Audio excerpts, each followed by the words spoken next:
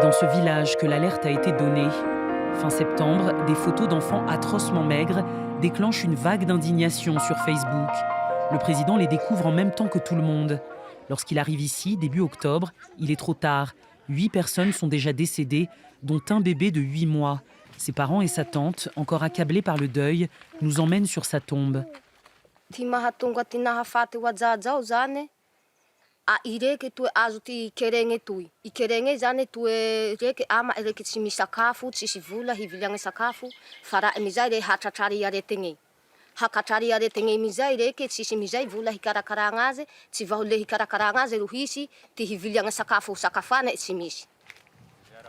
Dans le nord du district d'Amboissar, au moins 200 000 personnes en état de malnutrition aiguë ont besoin d'une aide alimentaire d'urgence. Partout où nous allons, le même paysage de désolation, des fleuves asséchés, des cultures entièrement détruites, car il n'a pas plu depuis bientôt 1 an.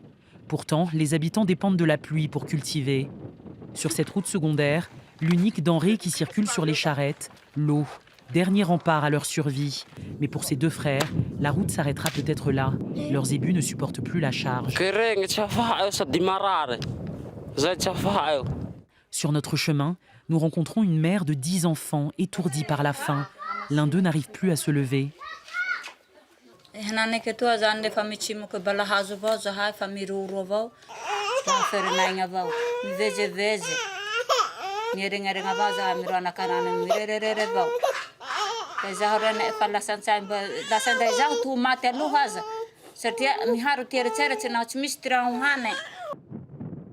Depuis au moins un siècle, la sécheresse et la faim frappent le sud du pays de manière cyclique.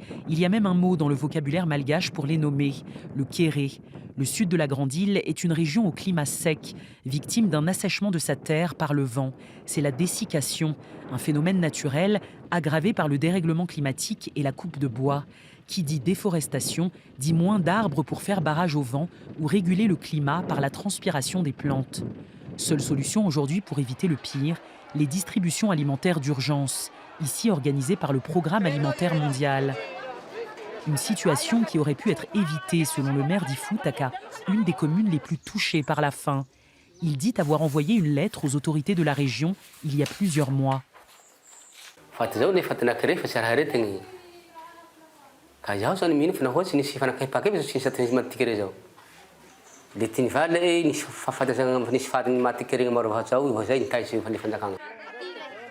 cause du banditisme rural, des milliers de personnes attaquées fuient leur village et sont contraintes de laisser leur bétail aux mains des Daal, les voleurs de zébus. Ce chercheur parle d'un échec collectif qui ne date pas d'hier. C'est l'échec de tous les intervenants, que ce soit le gouvernement, les Nations Unies, les ONG humanitaires de développement et tout ça. Dans certains pays d'Afrique, on voit encore comme le Soudan du Sud qui connaît encore de la famine, mais c'est parce que le pays est en guerre. Madagascar n'a jamais été en guerre. C'est pas normal du tout. Et ça fait la honte à tous les Malgaches. Mais pour le gouverneur de la région, l'heure n'est pas aux reproches. Est-ce que c'est une solution pour vous d'aider ces gens qui sont dans le besoin, de pointer des doigts à des gens ou à des responsables actuellement? Moi, je pense pas que c'est la solution. Vous avez dit médecin après la mort. Moi, je ne dirais pas ça.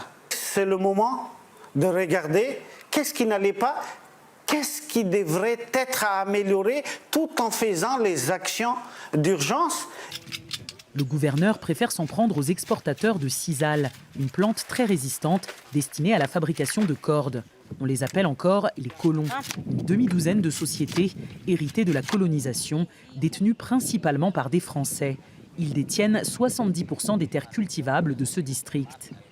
Sur un site de production, nous rencontrons des employés en grève depuis 8 mois. Ils accusent leurs supérieurs d'être corrompus et de les amputer d'une grande partie de leur salaire chaque mois. Sans revenus, ils sont contraints de manger de la sève de cactus et cette terre argileuse blanche mélangée à des pépins, des denrées non comestibles. Plusieurs enfants d'employés sont morts de faim.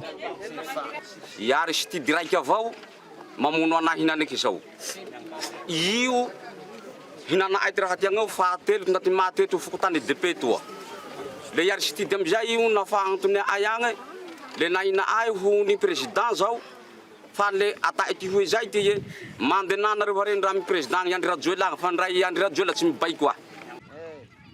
Au bout de 8 mois, la société a cédé. Le supérieur incriminé a été affecté dans une autre ville et les activités ont repris. Mais les fléaux qui gangrènent le Sud n'ont pas disparu. Société prédatrice, mauvaise gouvernance et banditisme rural sont les germes d'une crise lancinante, partie pour durer.